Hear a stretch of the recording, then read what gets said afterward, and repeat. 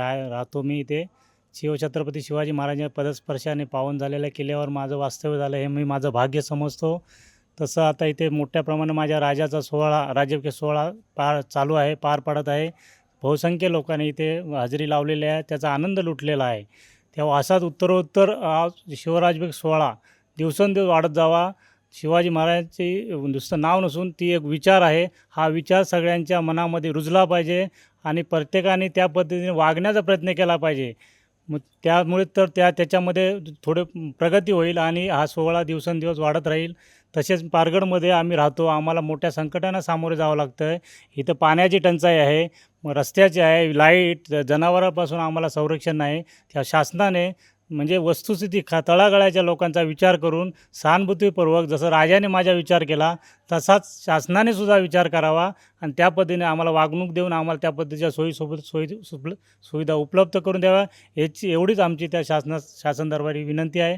आणि हा सोहळा मोठ्या दिमागात चालू आहे, सोहळा संपन्न होत आहे, असा उत्तरोत्तर चालू व्हावा एवढीच आमच्या सर्वांची अपेक्षा आहे. माझं नाव श्याम तांबे, मी पारगडचाच रहिवासी आहे. शिवराज्याभिषेक सोहळा जसा आत्तापर्यंत पार पडत चाललेला आहे तसा उत्तरोत्तर हा तसाच चालत राहील.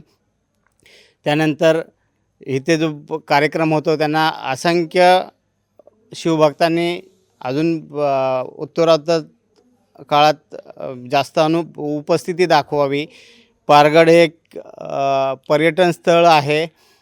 प्रत्येक किल्ल्याचं महत्त्व हे समजून सर्व लोकांनी ते टिकवून ठेवलं पाहिजे. त्याच्यानंतर इकडच्या लोकांची पाण्याची आणि सोय नाही आहे, ती जराशी शासनाने सोय करून द्यावी. इकडच्या लोकांना वैद्यकीय व्यवस्था नाही आहे, वैद्यकीयसाठी 30-35 किलोमीटर लांब जावं लागतं. त्यासाठी इथे एक छोटासा काय होईना पण दवाखाना असावा. धन्यवाद. नमस्कार, माझं नाव मंगेश चिरमुरे. आज ज्या गडावरती आपण सर्वजण हा सोहळा जिकडे खूप दिमाखात जो साजरा करतो आहे, इथे आमचं ह्या सर्वांचंच बालपण इथे घालवलेलं आहे आम्ही.